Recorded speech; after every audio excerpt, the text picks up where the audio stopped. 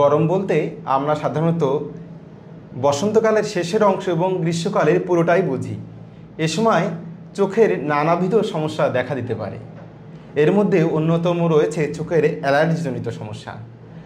প্রাপ্তবয়স্ক, শিশু এবং সকল বয়সী মানুষদের চোখের এই সমস্যা দেখা দিতে পারে। এছাড়া স্বাভাবিকভাবে যাদের অ্যালার্জিজনিত প্রবলেম রয়েছে তাদের এই সমস্যা আরও প্রকট আকারে দেখা দিতে পারে। এই গরমে চোখের করণীয় যত্ন সম্বন্ধে আমরা শুনব চক্ষু বিশেষজ্ঞ ও ফ্যাকোসার্জন খুলনা মেডিকেল কলেজ হাসপাতাল ডাক্তার মোহাম্মদ মাকসুদে মাওলার কাছ থেকে। ধন্যবাদ দাদা। হ্যাঁ, আসলেই এই গরমে আমরা আমাদের খুলনা মেডিকেল কলেজের বহির্বিভাগে অথবা আমাদের ব্যক্তিগত চেম্বারে আমরা কিন্তু নানাবিধ সমস্যা নিয়ে রোগীদেরকে আসতে দেখি। এই বিষয়ে অত্যন্ত গুরুত্বপূর্ণ একটি বিষয় আপনি আজকে কথা বলার জন্য আয়োজন করেছেন। আশা করি এটা দিয়ে মানুষের অনেক উপকার হবে। আচ্ছা, তাহলে আমরা দেখলাম যে বেশ লোকজন কিন্তু স্যারদের কাছে আসছেন এই চোখের বিভিন্ন সমস্যা নিয়ে এই গরমে। আমরা জানবো এই যে চোখের অ্যালার্জিজনিত সমস্যা এই সময় কেন বাড়ছে। জি, ধন্যবাদ। গরমে আমাদের যে আবহাওয়াটা, এই আবহাওয়ার পরিবর্তনের জন্যই আসলে চোখের সমস্যাগুলো দেখা যায়। আমরা বিশেষ করে যে সমস্যাটার কথা আজকে বলবো, অ্যালার্জিজনিত সমস্যা। এই গরমে কিন্তু ধুলোবালিটা আমরা স্বাভাবিকভাবেই বেশি থাকে। তো যাদের ডাস্ট অ্যালার্জি থাকে, এই ধুলোবালি চোখে গিয়ে নানা রকম অ্যালার্জির সৃষ্টি করে। সাথে সাথে এখন বসন্তকাল, ফুলের রেণু থাকে। এই যে ফুলের রেণুটা, এটাও অনেকের জন্য অ্যালার্জির একটা উৎস হিসেবে কাজ করে এবং তারা অ্যালার্জির প্রাদুর্ভাবে ভুগতে থাকেন। এছাড়া যারা গ্রামে গঞ্জে থাকেন, গ্রামে গঞ্জের নানা রকম জীবাণু থাকে, যেটা আমরা জীববিজ্ঞানের ভাষায় বলে হয় ক্ষুদ্র জীবাণু। এই ক্ষুদ্র জীবাণুগুলো বাতাসে স্পোর আকারে থাকে, এগুলো চোখে গিয়েও কিন্তু এই অ্যালার্জিজনিত সমস্যার সৃষ্টি করছে। আচ্ছা, ধন্যবাদ। আমরা খুব ভালোভাবে কারণসমূহ সম্বন্ধে জানলাম স্যারের কাছ থেকে। আমরা এখন জানবো যে এই অ্যালার্জিজনিত প্রাদুর্ভাব, এতে আমরা চোখের কি কি লক্ষণ দেখতে পাচ্ছেন রোগীদের মধ্যে। ধন্যবাদ দাদা, খুবই গুরুত্বপূর্ণ বিষয়। আমরা আসলে নিজেরাই বুঝতে পারবো যে আমাদের এই ধরনের সমস্যাটি হচ্ছে। তো সেটা কি আমরা দেখতে পাই, যে কি কি দেখতে পাই। কারো চোখ বেশি পরিমাণে চোখের মধ্যে কাটা কাটা অনুভব করা, তারা মনে করেন যে চোখের ভিতরে কোনো ময়লা গিয়েছে। আমরা পরীক্ষা করে দেখি আসলে কোনো ময়লা কিন্তু চোখের ভিতরে নেই।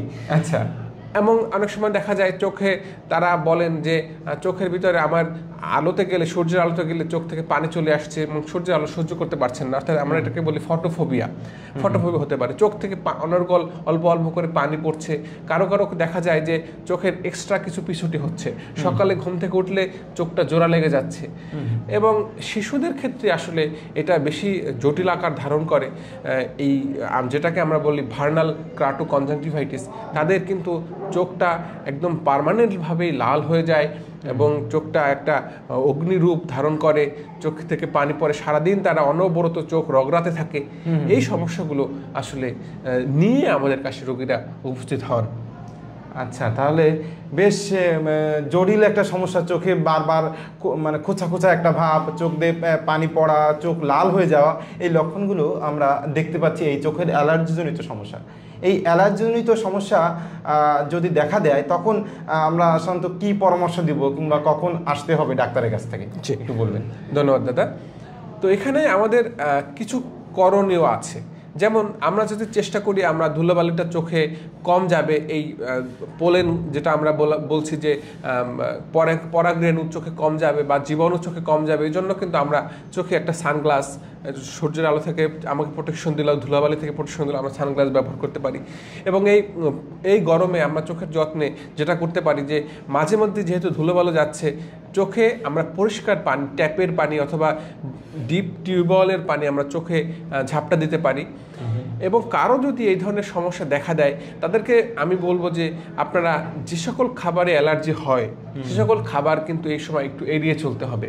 যেমন অনেকের হাতে পুঁই শাকে অ্যালার্জি থাকে, আমাদের পরামর্শ থাকবে তারা এই সময়টা পুঁই শাকটা গ্রহণ করবে না। অনেকে চিংড়ি মাছ, ইলিশ মাছের অ্যালার্জি থাকে, সকলের ক্ষেত্রে না, তারা কিন্তু এটা এড়িয়ে চলবেন।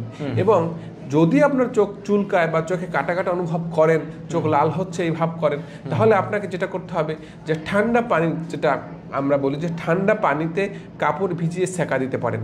ঠান্ডা পানিতে কাপড় ভিজিয়ে সেকা দিলে কিন্তু অনেক ক্ষেত্রে রোগীরা একটু আরাম বা সুস্থতা অনুভব করেন। শিশুদেরকেও আপনারা এই কাজটি ঘরোয়া পদ্ধতিতে করাতে পারেন। এবং যেটা আমরা বলি যে প্রাথমিকভাবে আপনি যদি কোনো অ্যালার্জিজনিত সমস্যায় ভুগে থাকেন, কোনো অ্যালার্জিজনিত ঔষধ খেয়ে থাকেন, সেটা অ্যান্টিহিস্টামিন জাতীয় ঔষধ, পূর্বের চিকিৎসকের পরামর্শ দিয়েছেন যে এটা আপনি নিতে পারেন, সে ধরনের কোনো ওষুধ থাকলে আপনি সেই ওষুধটিও নিতে পারেন।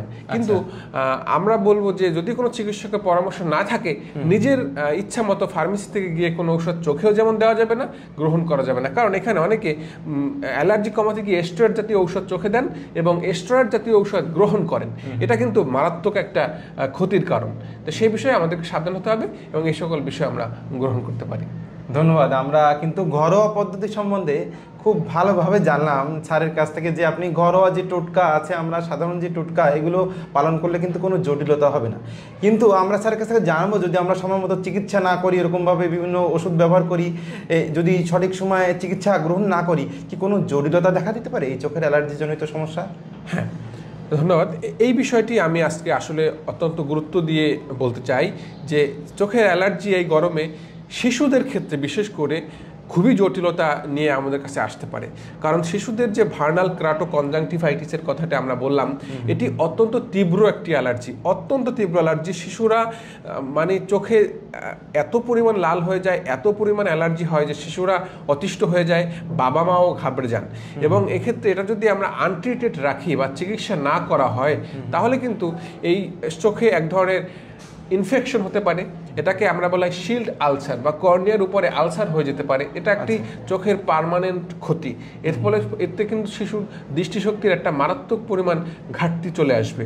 2 নম্বরে হচ্ছে শিশু যদি অনবরত চোখ রগড়াতে থাকে, তাহলে কিন্তু কর্নিয়ার যে ন্যাচারাল শেপটা থাকে, এই শেপটা চেঞ্জ হয়ে পাতলা হয়ে যেতে পারে। এই রোগটাকে আমরা বলি কেরাটোকোনাস।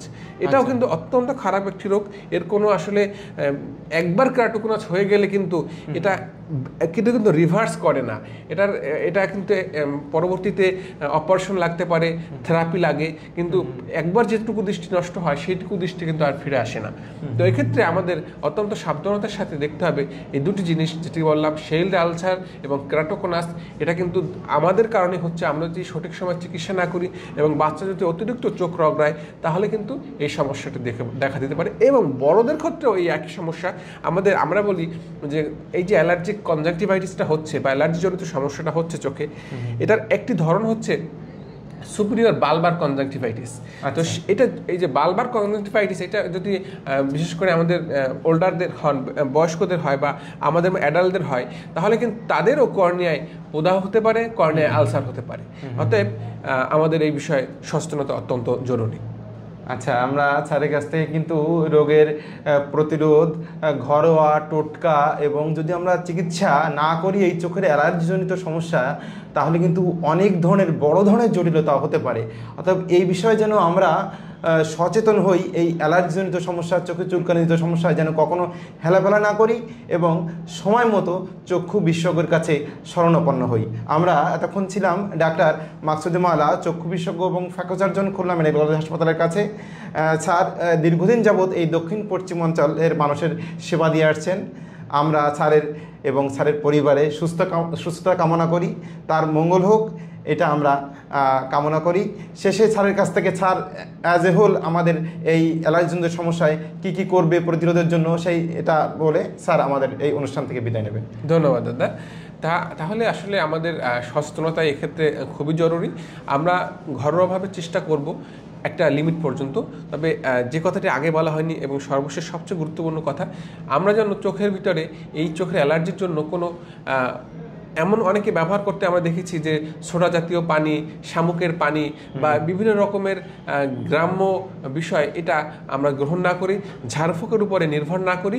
এবং যদি সমস্যা আমাদের অ্যালার্জি পরিহার করা, চোখে ঠান্ডা পানি ছ্যাঁকা দেওয়া, এ ধরনের ব্যাপারের পরেও এবং স্বাভাবিক অ্যালার্জি জাতীয় ঔষধ গ্রহণের পরও যদি আমাদের তীব্র চোখে চুলকানি থাকে বা সূর্যালোতে সমস্যা হয়, চোখ দিয়ে পানি পড়ে অনবরত, তাহলে অবশ্যই আমাদের চক্ষু বিশেষজ্ঞের পরামর্শ নিয়ে চিকিৎসা নিতে হবে। এই বলে আমি আমার আজকের বক্তব্য শেষ করছি। ধন্যবাদ। ধন্যবাদ আপনাকে।